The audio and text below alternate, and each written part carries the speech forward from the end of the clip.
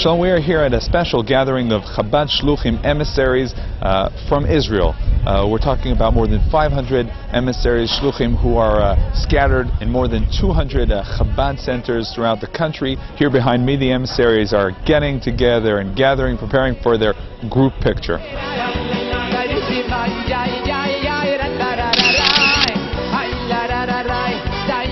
The work of a Chabad Shliach is the same everywhere, all over the world, and also in Israel, and that is to bring light to the world. That was the mission that the Rebbe gave us, is to bring the light of Torah and Chassidut to every corner of the world. They're telling us here today that the challenges and the mission of emissaries in Israel is different and sometimes even more complicated than the mission of the Shlichim around the world in all the deserted and central locations throughout the world. It's interesting that in many Chabad houses around the world, the people who get connected to the Chabad house, and I've been to many Chabad houses, the core minyan many times are people who are originally from Israel who did not find that spark while they were here. So, because many times when you're living in Israel, and you're living in a country and you're so close to a Jewish land, you feel like you don't need something else to inspire you. You feel just the fact that I'm living in Israel, that's good enough. And that's why the work of the Shluchim here is even more fold, because, you know, they say that in Hebrew there's an expression that half of being healed is to know that you're sick. And over here, when you live so close in Israel, you don't even realize that there's something missing in your life. So I think the challenge for the Shluchim here is sometimes more difficult, but I think that ultimately the idea is the same, and that is to bring people closer and to spread the mission and to spread the light and to try to help people as much as possible. And you're here today for a few days, a special gathering of all the Shlichim in Israel.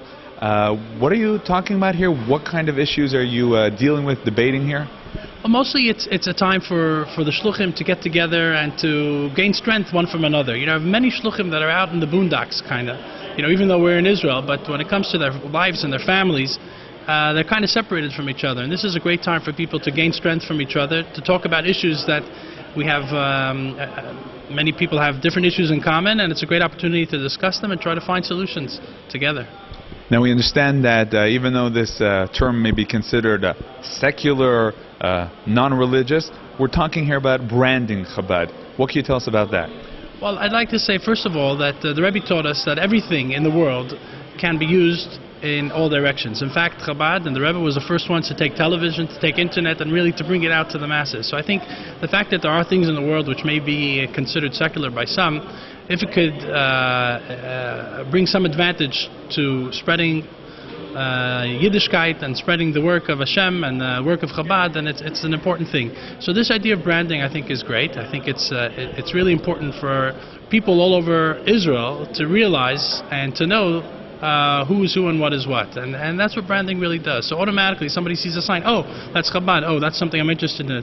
I was, you know, for example, like you brought a good example, people going to Chutz La'aretz, going outside of Israel, and they get excited about Chabad, and then when they come here, oh, they'll see this logo, oh, Chabad, you know, I had a good experience, let me see what that's like. And so I think it's a very positive thing.